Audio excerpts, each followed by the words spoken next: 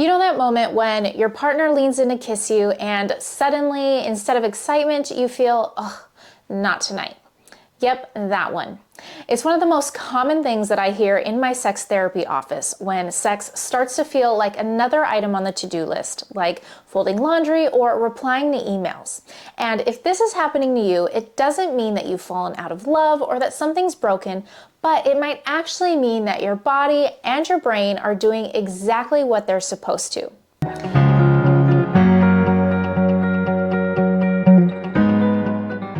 Hi everyone, welcome back to the channel, or if you are new here, I'm Dr. Holly, sex and relationship therapist, and today we're talking about what to do when sex starts to feel like a chore. We'll unpack why this happens, the science behind low desire, and I'll walk you through 5 ways to reignite connection and pleasure without pressure. And stay with me until the end because I'll share one major mindset shift that changes everything about how you experience desire. And it's the exact same thing that I teach couples in my practice when they start to feel completely stuck. So let's start with something that you might have heard me say before, and that is that there is no such thing as sex drive. Most people think of libido like hunger or thirst, something that we either have or we don't. But sex isn't a biological drive the way that eating or sleeping is. You won't die without it. What we call libido is actually part of something called an incentive motivation system, meaning that we need a reason to want to have sex, a mental or emotional incentive.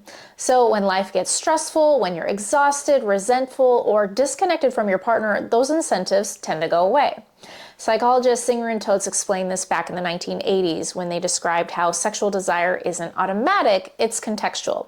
It depends on what's happening around us and inside of us. Think about it. If you've had a long day, the sink's full of dirty dishes, your partner's scrolling on their phone, and your body just feels tense, it's not exactly the recipe for passion. That doesn't mean that something's wrong with you, but it means that your brain is prioritizing survival over sex, which is normal. But here's the good news. Once you understand how desire actually works, you can start by working with your body instead of working against it. One of my favorite frameworks for this comes from the dual control model by Jansen and Bancroft. They found that sexual response has 2 systems, accelerators and brakes. Accelerators are the things that turn you on. Maybe it's a flirty text, a long hug, a memory, or just feeling emotionally connected. Brakes are things that shut desire down, like stress, exhaustion, body image, unresolved conflict, or if you can hear it now, my children screaming in the background. And here's the thing, if your brakes are jammed, no amount of accelerators will move you forward. And that's where most people get stuck. They think that the problem is that their partner isn't turning them on enough, when in reality it's that their brakes are too engaged. So before we talk about how to turn on desire, we have to talk about how to release the brakes. And here's something else. Most people don't know that not all desire works in the same way. We tend to think of sexual desire as something spontaneous, this out of nowhere spark where you just want it. But for many people, especially those in long-term relationships, desire doesn't start in your head. It's responsive, meaning it kicks in after arousal begins. This concept comes from Dr. Rosemary Basson's model of sexual response, in which she found that many people, particularly women, don't feel desire until they're already engaging in some kind of intimacy or stimulation, like kissing, cuddling, talking, or even just relaxing together. I like to say that some people heat up like microwaves, they heat up really quickly, while others heat up more like ovens, meaning that they need a little bit of time to preheat, but both are completely normal. So if you're not feeling in the mood before things start, it doesn't mean that something is wrong with you or even wrong with your relationship. It just means that your body might need a little more time to catch up. I like to think about this as going to a party, right? Sometimes you might have a party planned for the weekend and you've already RSVP'd, you're planning on going, but then Saturday gets here and you're laying on the couch thinking, ugh, do I really need to go to this thing? But you go anyway, you've made the commitment to yourself, you've made the commitment to your friend, and you go and you end up having a really great time. A lot of times that's how responsive desire works. Once you get there, you realize that you had a really great time and don't understand why it took so long to get there in the first place.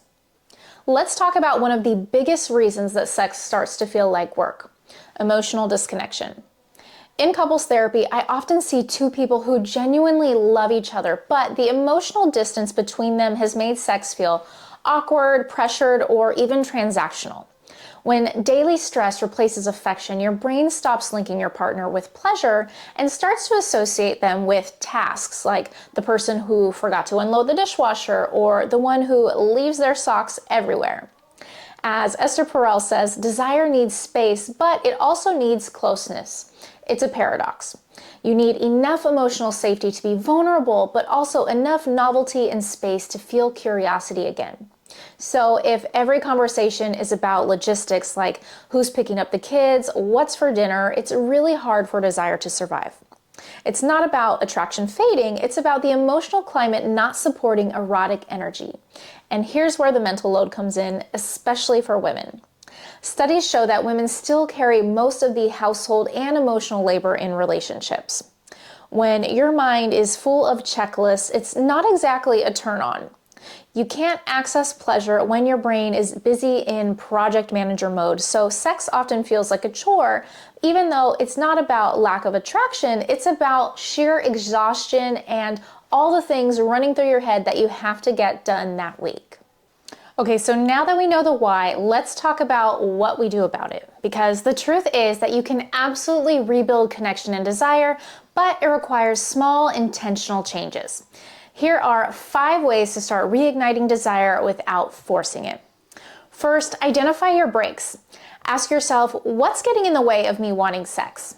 Is it stress, resentment, fatigue, pain, shame? Sometimes just naming the barriers takes away their power.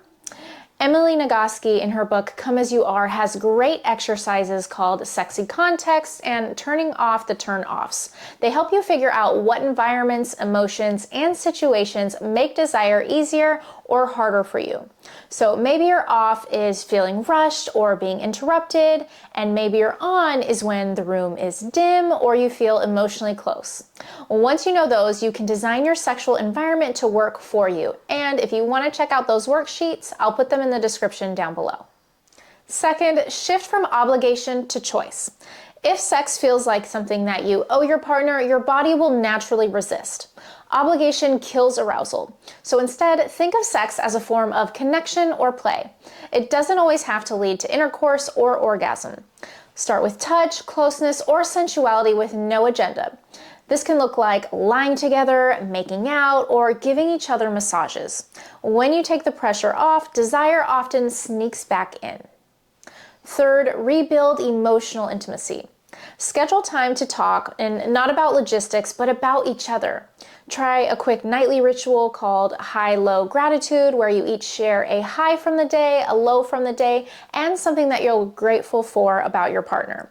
This might sound simple, but it can be really powerful and help to rebuild emotional safety and connection. And when you have that emotional safety and connection in your relationship, your body will start to relax and you'll be able to be more open to sexual intimacy.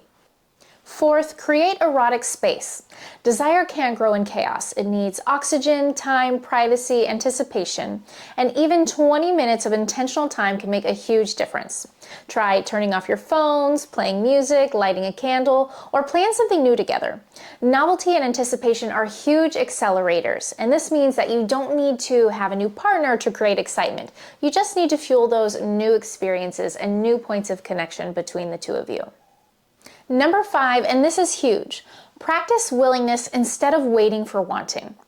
If you wait for the mood to strike, you might be waiting forever. So instead, ask yourself, am I open to connecting right now, rather than do I feel like sex?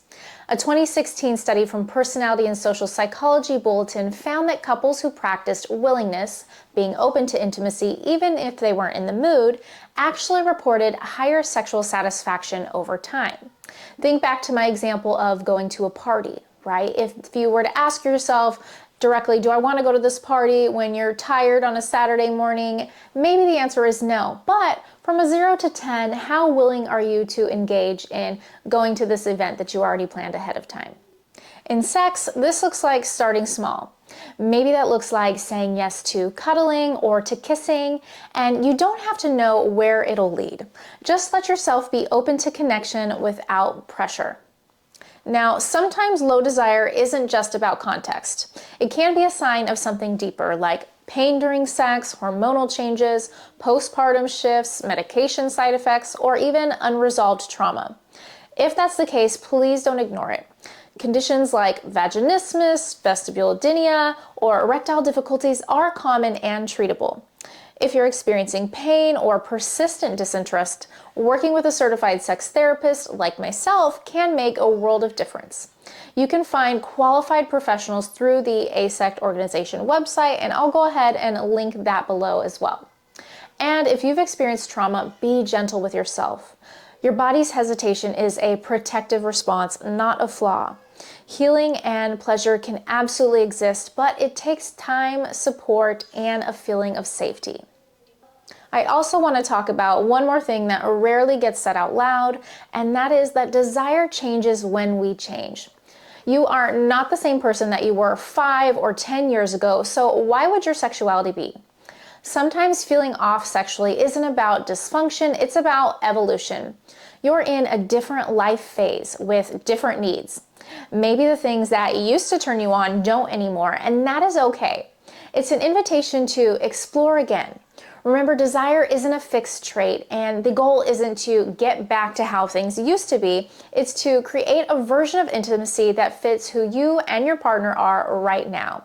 So give yourself permission to grow, play, and rediscover. So let's pull it all together. If sex feels like a chore, here's what I want you to remember. You're not broken, and your desire isn't necessarily missing, but it might be buried under stress, routine, and disconnection.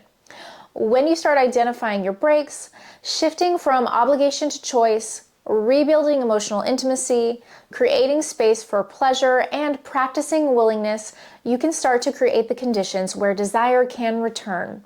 And once it does, it will feel different. Remember, it's not like you were 5 or 10 years ago or in the early passions of dating. It could be calmer, more connected, and it's really about choosing your partner again, not out of duty, but out of curiosity and care for the relationship. So here's my challenge for you this week. Have one conversation with your partner about what makes sex feel easier for you. Not what's wrong, not what's missing, but what helps you feel safe, relaxed, or connected. You might be surprised at how much shifts when you stop trying to fix desire and start understanding it. If this video resonated with you, I'd love to hear from you in the comments. What's one thing that makes sex feel like a chore for you, and one thing that helps you to feel reconnected? And if you found this video helpful, be sure to subscribe for more evidence-based and shame-free conversations about sex, relationships, and mental health. Until next time, take care, and remember, you deserve a healthy, happy, and pleasurable life.